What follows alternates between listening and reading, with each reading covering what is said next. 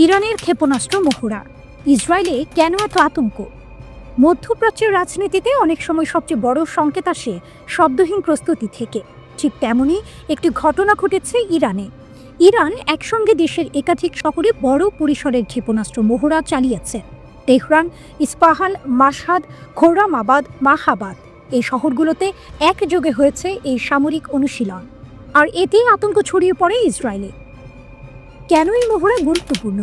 এই মহড়ার সময়টা খুবই সংবেদনশীল।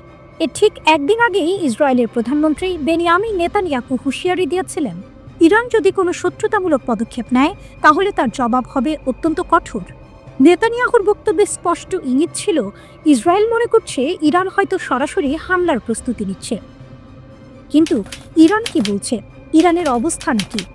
ইরানের পররাষ্ট্র মন্ত্রণালয়ের মুখপাত্র ইসমাইল বাঘাই পরিষ্কারভাবে বলেছেন, ইরানের ক্ষেপণাস্ত্র কর্মসূচি আলোচনার বিষয় নয়। তার ভাষায়, এই কর্মসূচির একমাত্র উদ্দেশ্য হল ইরানের সার্বভৌমত্ব রক্ষা করা এবং সম্ভাব্য আগ্রাসন ঠেকানো। তিনি বলেন, ইরানের প্রতিরক্ষা সক্ষমতা এমনভাবে তৈরি করা হয়েছে যেন শত্রুরা হামলার চিন্তাই না করে। এ কারণে এই কর্মসূচি কোনো আলোচনার টেবিলে তোলা হবে না।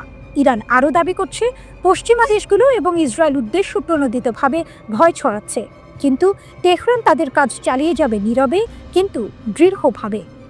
ইসরায়েল কেন এত উদ্বিগ্ন? ইসরায়েলের নিরাপত্তা বিশ্লেষকদের মতে এই ক্ষেপণাস্ত্র মহড়া শুধু অনুশীলন নাও হতে পারে। ইসরায়েলের সেনাপ্রধান লেফটেন্যান্ট জেনারেল আইয়াল জামির সরাসরি ফোন করেন যুক্তরাষ্ট্রের সেন্ট্রাল কমান্ড প্রধান অ্যাডমিরাল ব্র্যাক কুপারকে। তিনি আশঙ্কা প্রকাশ করেন, এই মহড়ার আড়ালে ইরান হয়তো হঠাৎ হামলার প্রস্তুতি নিচ্ছে, অর্থাৎ মহড়া হতে পারে ছদ্মবেশ। যুক্তরাষ্ট্রকে কেন সতর্ক করছে ইসরায়েল?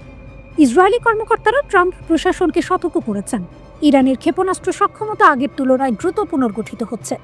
এক্সিওসের এক প্রতিবেদনে বলা হয়, জুন মাসের 12 দিনের যুদ্ধে ইরানের বড় ক্ষতি হয়েছিল। ইসরায়েলের দাবি অনুযায়ী যুদ্ধের আগে ইরানের কাছে ছিল প্রায় 3000 ক্ষেপণাস্ত্র, এখন আছে প্রায় 1500। লঞ্চার ছিল 400, এখন আছে 200। কিন্তু ইসরায়েলের ভয় এখানেই শেষ নয়। নতুন আতঙ্ক, উন্নত প্রযুক্তির গুজব। ইসরায়েলি গণমাধ্যমে এমন দাবিও উঠেছে, ইরান নাকি পিওর ফিউশন পারমাণবিক অস্ত্র নিয়ে গবেষণা করছে, যে প্রযুক্তি এখনও পৃথিবীর কোনো দেশই পুরোপুরি আয়ত্ত করতে পারেনি। ইরান অবশ্য এসব দাবি সরাসরি অস্বীকার করেছে। পশ্চিমা গোয়েন্দারা কি দেখছে? পশ্চিমা গোয়েন্দা সংস্থাগুলো বলছে, ইরানের আইআরজিসি অ্যারোস্পেস ফোর্সের ভেতরে অস্বাভাবিক তৎপরতা দেখা যাচ্ছে। শুধু ক্ষেপণাস্ত্র নয়, ড্রোন ইউনিট, আকাশ প্রতিরক্ষা ব্যবস্থা, কমান্ড ও কন্ট্রোল সিগন্যাল, সবকিছুর মধ্যেই সমন্বিত নড়াচড়া ধরা পড়ছে। ইরানের সর্বোচ্চ নেতা আয়াতুল্লাহ আলী খামেনি বলেছেন, নতুন যুদ্ধের আলোচনা আসলে মনস্তাত্ত্বিক যুদ্ধ। তার মতে, পশ্চিমা শক্তিগুলো মিডিয়া ব্যবহার করে ভয় তৈরি করতে চাইছে, কিন্তু এই কৌশল সফল হবে না। নীরবতার বুক চিরে হঠাৎ ঝলক, একটি ক্ষেপণাস্ত্র আর তার পেছনে দাঁড়িয়ে এক রাষ্ট্রের অহংকার। এই গল্প যুদ্ধের শক্তির, এই গল্প ইরানের। 2025 সালের জুন, মাত্র 12 দিনের জন্য, কিন্তু ইতিহাসের পাতায় দীর্ঘ ছায়া ফেলে দিয়ে ইরান ও ইসরায়েলের মধ্যে ঘটে গেল এক তীব্র সংঘর্ষ। আকাশে একের পর এক ক্ষেপণাস্ত্র, প্রতিরক্ষা ব্যবস্থার আলোয় রাত রঙিন, আর মাটিতে জ্বলতে থাকা লক্ষ্যবস্তু। যুদ্ধ থেমেছে, কিন্তু প্রশ্ন থামেনি।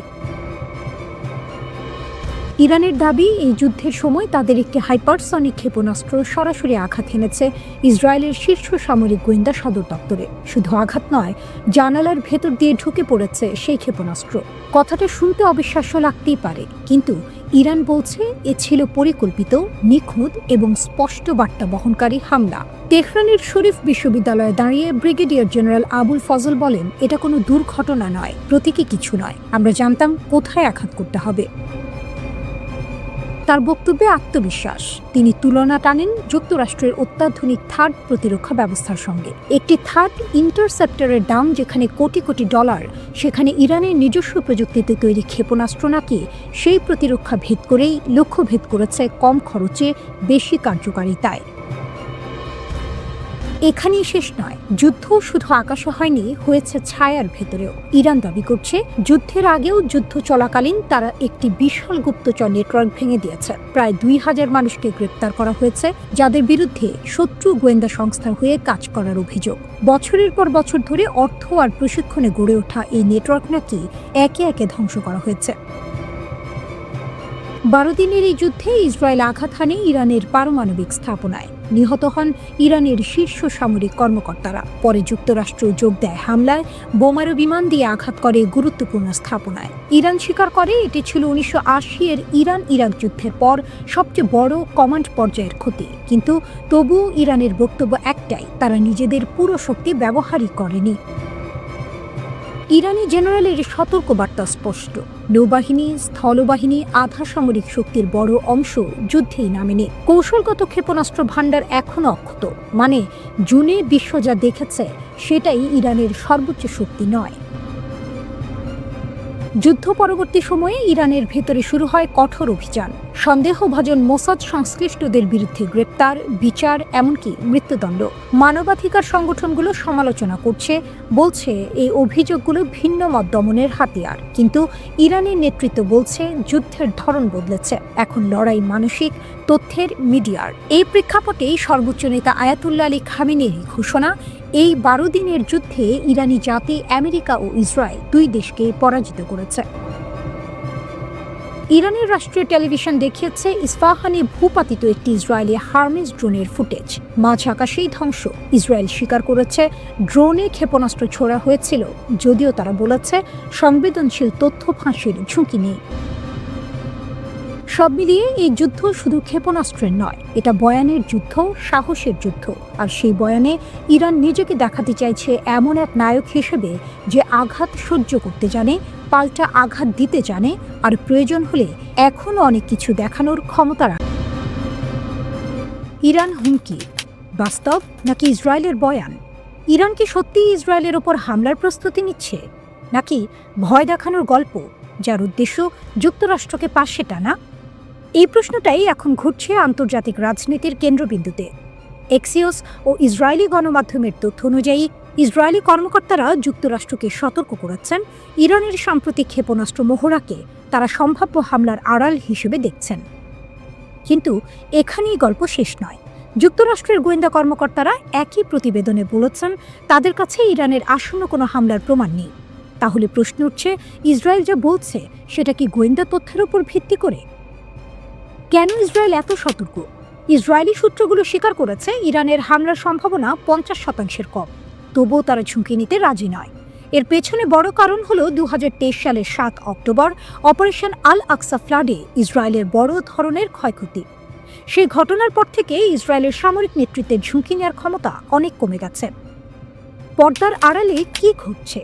ইসরায়েলি সেনাবাহিনীর প্রধান ইয়াল জামির মার্কিন সেন্ট্রাল কমান্ডের প্রধান অ্যাডমিরাল ব্রাড কুপারের সঙ্গে যোগাযোগ করেন। তিনি যুক্তরাষ্ট্রকে অনুরোধ করেন ইরানের সম্ভাব্য আকস্মিক হামলা ঠেকাতে ইসরায়েল ও যুক্তরাষ্ট্র যেন ঘনিষ্ঠভাবে সমন্বয় করে। ইসরায়েলি মিডিয়া জানাচ্ছে প্রধানমন্ত্রী বেনিয়ামিন নেতানিয়াহু এই মাসের শেষ দিকে মায়ামিতে ডোনাল্ড ট্রাম্পের সঙ্গে বৈঠকে ইরানের বিরুদ্ধে সামরিক হামলার অপশন তুলতে চান। ইসরায়েল ধারাবাহিকভাবে ইরানকে আক্রমণকারী হিসেবে উপস্থাপন করতে চাইছে। কিন্তু ইরানের দিক থেকে কি বলা হচ্ছে? ইরানের বক্তব্য একেবারে ভিন্ন। তাদের মতে এই মহড়া ও প্রস্তুতি পুরোপুরি প্রতিরক্ষামূলক, কারণ জুনে হওয়া 12 দিনের যুদ্ধে ইসরায়েলি একাধিকবার ইরানে হামলা চালিয়েছে।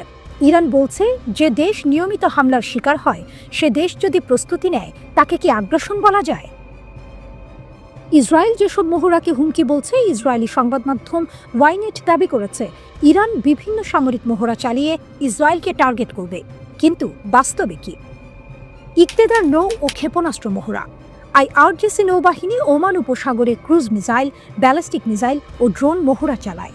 এই মহড়ায় মূল বিষয় ছিল দ্বিতীয় ধাপের প্রতিশোধ, অর্থাৎ উপকূলীয় ঘাঁটি ধ্বংস হলেও ভূখণ্ডের ভেতর থেকে পাল্টা আঘাত হানার সক্ষমতা। এটা আক্রমণ নয়, এটা প্রতিরোধ কৌশল। সাহান 2025 মহড়া। সাংহাই সহযোগিতা সংস্থার সদস্য দেশগুলোর সঙ্গে ইরানের কাউন্টার টেররিজম মহড়া, লক্ষ্য সন্ত্রাসবাদ মোকাবিলা। কিন্তু ইসরায়েলি মিডিয়া এটাকেও ইসরায়েল বিরোধী প্রস্তুতি হিসেবে তুলে ধরে। বেসামরিক সুরক্ষা মহড়া। সারা দেশে সতর্কতা ব্যবস্থা, জরুরি বার্তা পাঠানোর অনুশীলন। অথচ ইসরায়েল নিজে কি করছে? জুন যুদ্ধের পর থেকে ইসরায়েল চালিয়েছে একের পর এক বড় সামরিক মহড়া, স্থল, আকাশ ও নৌবাহিনী নিয়ে। যুক্তরাষ্ট্রের সঙ্গে যৌথ মহড়া, ড্রোন প্রতিরোধ প্রযুক্তি পরীক্ষা, সীমান্ত পেরিয়ে আক্রমণের অনুশীলন। একই সঙ্গে লেবানন ও সিরিয়ায় নতুন এলাকা দখল ও ধারাবাহিক হামলা। এগুলো কি প্রতিরক্ষা? সবচেয়ে বড় বিপদ কোথায়? সবচেয়ে বড় ঝুঁকি হলো ভুল হিসাব। এক পক্ষ ভাববে অন্য পক্ষ হামলা করতে যাচ্ছে, আর সেই ভেবেই আগে আঘাত হানবে। ইরানকে একমাত্র আগ্রাসী হিসেবে দেখানো এই ভুল হিসেবের পথ আরও সহজ করে দেয়। শেষ প্রশ্ন তাই একটাই, ইরান কি সত্যিই যুদ্ধ চায়, নাকি যুদ্ধের দিকে ঠেলে দেওয়া হচ্ছে পুরো অঞ্চলকে?